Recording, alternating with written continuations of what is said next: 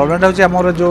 cable तारटा जाइए देखिए मैंने ग्राउंड लेवल प्राय 7 फुट भितर 3 फेज लाइन जाइए आउ सामनार भी से केबल भितर जाइए 7 फुट भितर से लाइनटा जाइए एठी किंतु गतकाल इनसीडेंट को देखला मनर गोटे भय आसूसी आम ओडिशा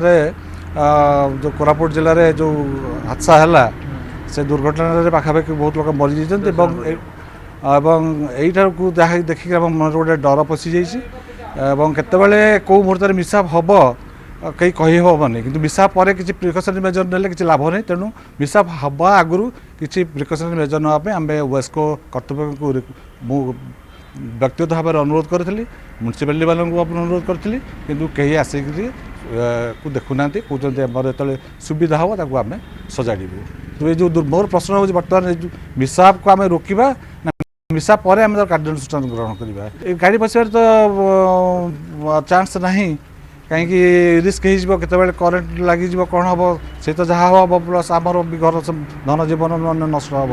कितु यहाँ दुर्भाग्यर विषय जे कर्तृपक्ष कि म्यूनिसिपालिटी कर्तृपक्ष कहीं शुणुना